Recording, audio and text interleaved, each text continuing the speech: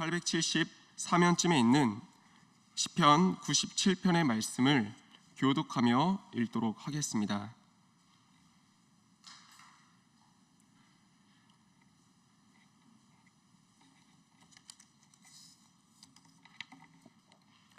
찾으셨으면 제가 먼저 읽도록 하겠습니다. 여호와께서 다스리시나니 땅은 즐거워하며 허다한 섬은 기뻐할지어다.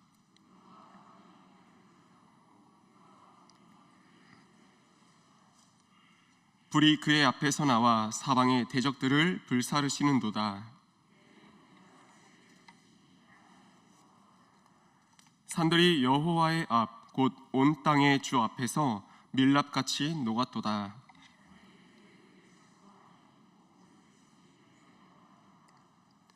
조각한 신상을 섬기며 허무한 것으로 자랑하는 자는 다 수치를 당할 것이라. 너희 신들아 여호와께 경배할지어다.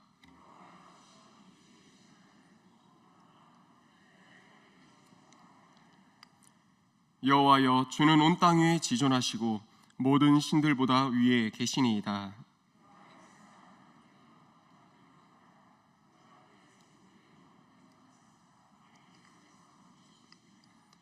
의인을 위하여 빛을 뿌리고 마음이 정직한 자를 위하여 기쁨을 뿌리시는도다. 너희는 여호와로 말미암아 기뻐하며 그의 거룩한 이름에 감사할지어다. 아멘. 할렐루야. 이 시간에는 하나님이 잘해주시네라는 말씀의 제목으로 함께 은혜 나누길 원합니다. 한 달쯤 전에 제가 담당하고 있는 우리 중등부 학생들에게 이런 질문을 던졌습니다. 친구들, 여러분을 기쁘게 하는 것이 무엇이고 또 여러분을 웃게 하는 것이 무엇인지에 대한 이런 질문을 던진 적이 있습니다. 물론 이 질문을 던지기 전에 저의 경우를 먼저 얘기를 나눴습니다. 분명히 나를 둘러싸고 있는, 그리고 내가 마주한 문제들로 인해서 고민이 떠나가질 않고, 그리고 머리가 복잡한데도 어떠한 일을 마주하게 되면 분명히 조금 전까지 고민하고 있는 게 있었는데 그게 일절 사라져버리고, 그리고 웃고 있고 기뻐하게 되는 나 자신을 발견하게 되었다고. 그리고 그 일이 그것이 무엇인지 아냐고. 그건 바로 학교 앞에서나 교회에서 여러분을 만나고 있는 그 순간이 내가 진짜, 목사님이 진짜 고민하고 잊어버리고 기뻐하고 웃는 순간이더라 라는 이런 고백이었습니다. 그래서 나 간지럽지만 이런 것들을 보니까 내가 고민조차 잊어버리고 웃게 할 만큼 웃음을 주는 여러분을 제가 진짜 좋아하는 것 같더라고. 그런 고백을 지난달에 나누었던 그런 시간이 있었습니다.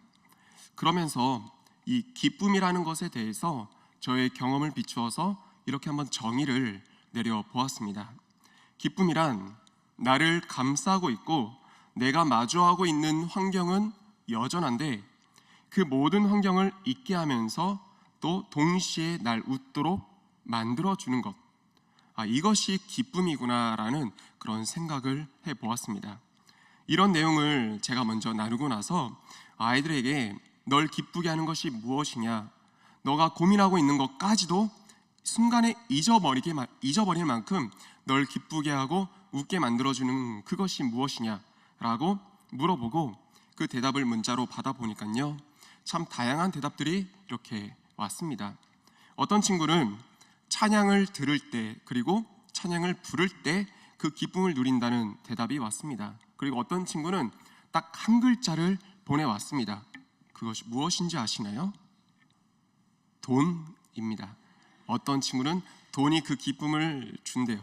그래서 제가 그 주에 그 친구에게 1,000원을 용돈으로 보내줬습니다. 그리고 어떤 친구는요, 참 우습게 이런 대답도 했습니다. 목사님이 춤추는 것을 볼 때 기쁨을 누린대요. 우리 성도님들, 제가 이 시간 춤추면 삶의 문제를 잊어버릴 만큼 기뻐하실까요? 어쩌면 이 새벽부터 미간에 주름을 가득 안고 돌아가실 수도 있겠죠.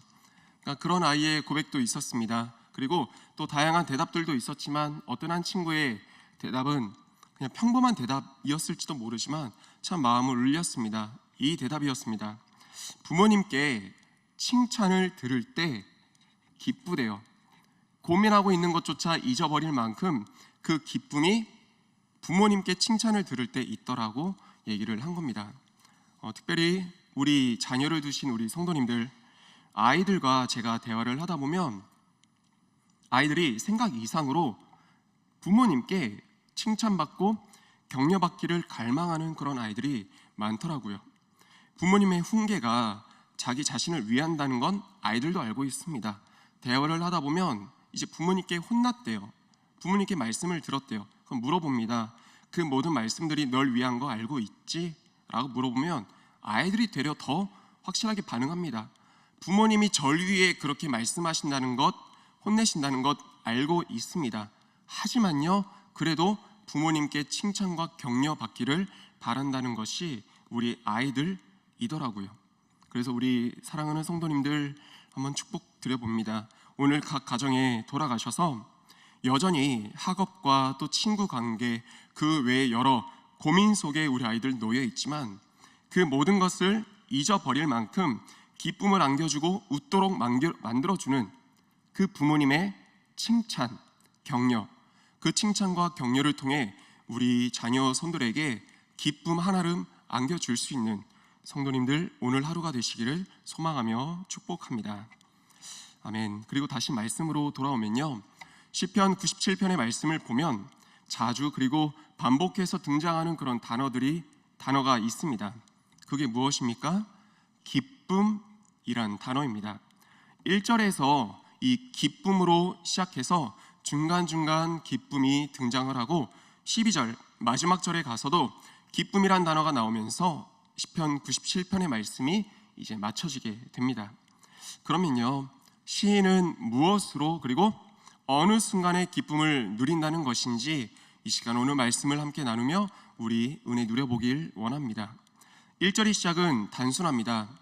땅이 즐거움을 누리고 그리고 섬들이 허다한 섬이 기뻐하게 되는데 언제 그렇게 된다는 것입니까? 여호와께서 다스리실 때 땅이 기뻐하고 섬들이 즐거워한다는 것입니다. 사실 말씀을 준비하면서 기쁨이란 단어와 이 다스림이란 단어는 물과 기름처럼 상반된 단어가 아닐까 생각을 했습니다. 이 다스림을 원어로 보았을 때 또 다스림이란 단어를 살펴보았을 때 이렇게도 쓰이더라고요. 다르게 표현하면 지배, 굴림, 또 자유의 제한, 이 다스림이란 단어가 이런 의미에까지 또 쓰이게 되는 것을 볼 수 있었습니다. 그러니까 도저히 이런 단어로 확인한다면 기쁨이 나올 수 있는 상황이 아닌 거죠. 그런데 두 가지의 경우를 생각을 해보니까 이 1절의 말씀이 은혜가 되더라고요. 은혜로 다가오게 되더라고요. 여호와께서 다스리시니 기쁨이더라, 이 말씀이 은혜로 다가오는 것을 발견하게 되었습니다. 우리 성도님들, 끈에 매달려서 하늘을 누비는 그 연에 대한 말씀 기억하실 것입니다. 연이 하늘을 누비는 동안 무엇의 다스림과 지배를 받고 있는 것입니까? 끈이죠. 그런데 연이 끈을 구속이라 여겨서 끊어버리게 된다면 어떻게 되는 것입니까? 더 자유롭고 더 높게 더 멀리 날아오르는 게 아니라 한순간에 나무에 떨어지고 또 물에 떨어지고 결국에 너덜너덜해지는 게 끈 떨어진 연 아니겠습니까? 그렇게 본다면 연의 진정한 자유함 그리고 기쁨, 그것은 무엇으로 인함에서 옵니까? 이 끈의 다스림부터 오는 것이죠. 그리고 시편 23편의 말씀 또한 함께 살펴보길 원합니다. 아마 많은 가정에 걸려있는 이 성경 구절일 것입니다. 23편의 1절 말씀 어떻게 시작합니까? 여호와는 나의 목자시니 내게 부족함이 없으리로다. 그가 나를 푸른 풀밭에 누이시며 쉴만한 물가로 인도하시는도다. 우리 성도님들, 이 말씀을 우리가 보고 묵상하며 기도할 때 사실 가장 먼저 주목되는 단어, 붙잡게 되는 단어가 무엇입니까? 이 말씀을 가지고 우리 가정을 위해서 기도할 때, 이 말씀을 가지고 우리 자녀 손들을 위해 기도할 때 1절의 말씀은 조금은 흐려지고 그 다음으로 강하게 붙잡고 기도의 제목으로 삼는 그 두 단어가 있을 것입니다. 아마 푸른 풀밭 그리고 쉴만한 물가, 이 두 단어가 아닐까 생각을 해봅니다. 그런데 우리 성도님들, 시편 23편의 이 말씀을 양의 입장에서, 이 본문에 등장하는 양의 입장에서 우리 한번 생각을 해봤으면 좋겠습니다. 양에게 있어서 푸른 풀밭과 넘쳐 흐르는 신의 그 물이 중요하겠습니까? 아니면 자신에게 눈을 떼지 않고 바라보고 있는 그 목자가 중요하겠습니까?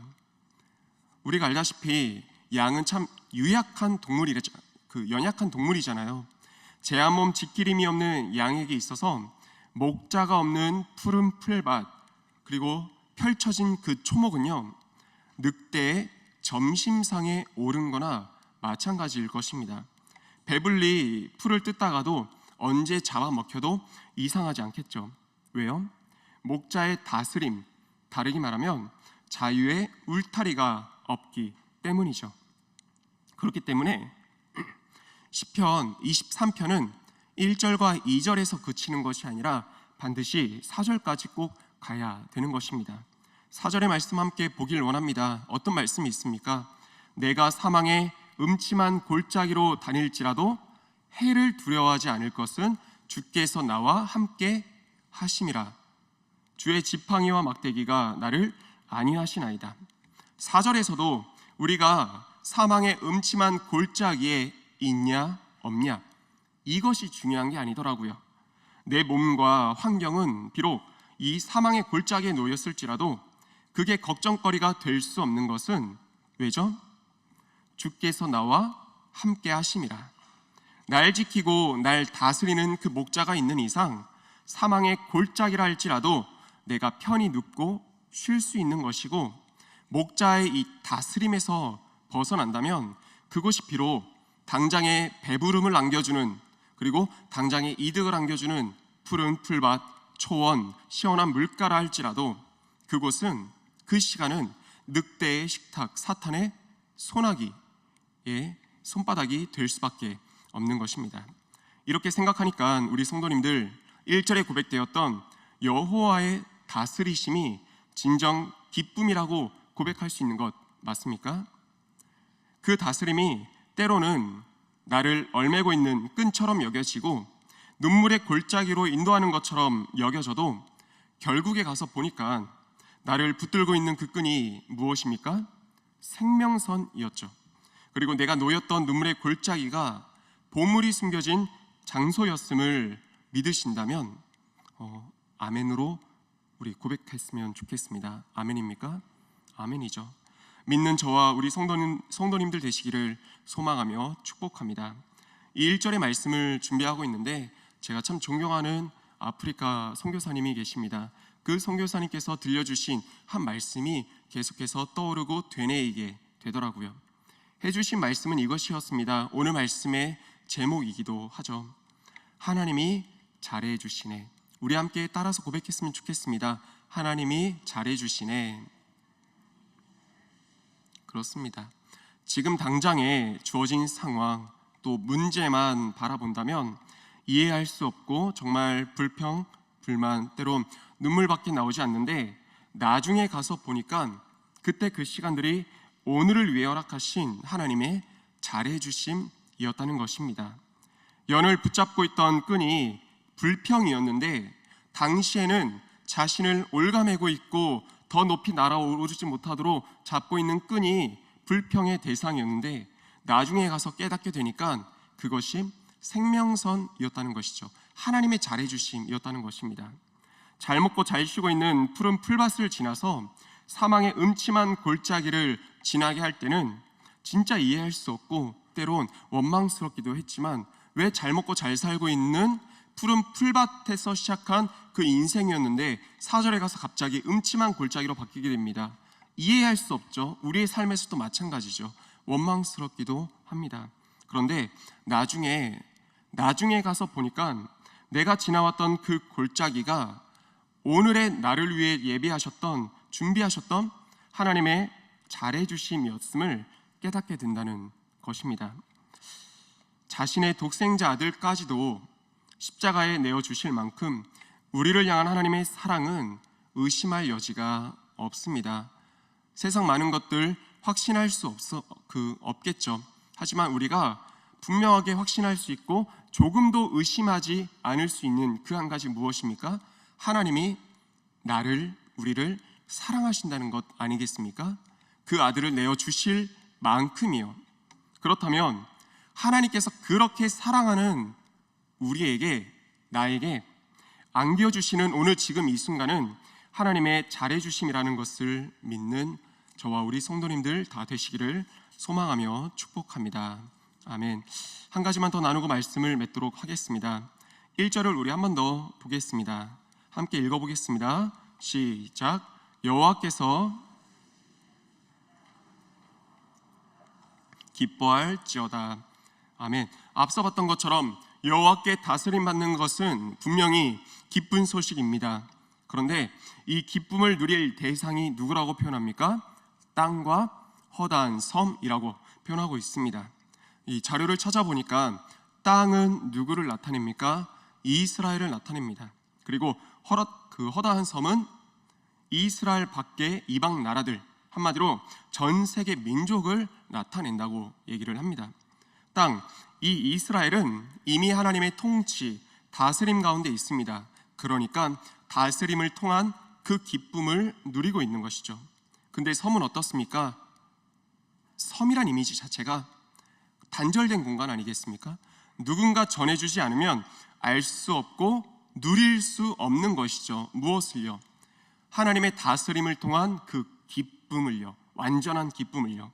그러면 당연히 그 기쁨의 소식 전할 책임과 사명이 누구에게 있다는 것입니까? 땅에 사는 민족들에게 있다는 것이죠. 그 기쁨을 먼저 누리고 있는 그들에게 그 사명 책임이 섬 밖에 있는 자들에게 이제 전할 책임이 있다는 것입니다. 그게 오늘날 누구입니까? 새벽을 깨워 말씀 앞에 선 저와 우리 성도님들인 줄 믿습니다. 그리고 가을 행복축제를 맞아서 이 복음 전함의 이 사명을 선포한 우리 은평교회가 이 사명 책임 가지고 있음을 믿습니다. 참 존귀하신 우리 성도님들, D.L. 무디의 그 성경책에 쓰여진 두 단어 기억하실 것입니다. 무엇입니까? T&P, 테스트 앤 프로브. 이 시험과 증명이라는 단어죠. 시험했더니 이 말씀이 실제임이 증명되었다라는 이 말입니다. 먼저는 우리 성도님들의 삶 가운데서 하나님의 다스리심을 통해 얻게 되는 그 기쁨, 이 1절의 말씀이 경험되어지고 증명되어지기를 소망하며 축복합니다. 1절의 말씀, 여호와께서 다스리시니 땅이 즐거워하고, 땅은 이 말씀을 듣고 있는 우리 성도님들이라고 했죠. 성도님들께서 먼저 여호와의 다스리심을 경험함으로 말미암아 그 앞절에 T&P가 기록되고요. 그리고 허다한 섬, 가족, 이웃들에게 이 소식을 전해줌으로 그들까지도 하나님의 다스리심을 경험하여 기쁨을 누리게 되었다는 허다한 섬이 기뻐하였더라. 여호와의 다스림심을 통해.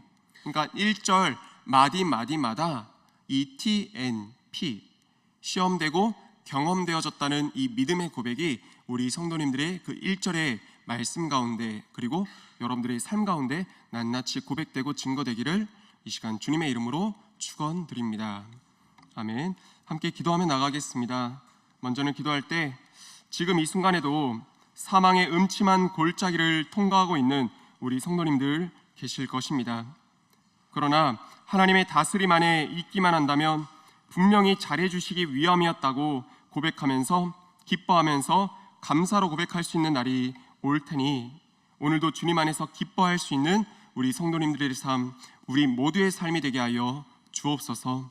그리고 무엇보다 하나님, 행복축제를 맞이해서 하나님께서 허락하신 다스림의 기쁨, 나만 알고 있는 것이 아니라 우리 가족들에게, 주변 이웃들에게 아낌없이 또 감사함으로 전하는 우리 은평교회와 우리 개인의 삶이 되게 하여 주옵소서라고 이렇게 함께 기도하면서 오늘 이 시간 맞이했으면 좋겠습니다. 우리 통성으로 기도하기에 앞서 우리 드린 헌금 중에서 한 헌금 봉투가 이제 제가 놓쳐서 한 번만 더 기도하고 통성 기도로 들어가도록 하겠습니다. 감사 헌금으로서 하나님께 올려드리며 만남의 축복을 주옵소서. 마음의 고백 담아 하나님께 올려드린 그 귀한 손길이 있습니다. 하나님, 기도의 제목 들어주시고 응답하여 주옵소서. 기도했더니 하나님께 간구했더니 하나님께서 들으시고 응답하시고 문을 여셨다는 그 말씀의 그 고백들이 삶 가운데서 경험되어지는 하나님의 사람 우리 모두의 삶이 되게 하여 주옵소서. 이 시간 오늘 말씀을 기억하시면서 다 함께 주여 한번 외치고 통성으로 기도하시다가 자유롭게 돌아가시겠습니다. 함께 기도하겠습니다.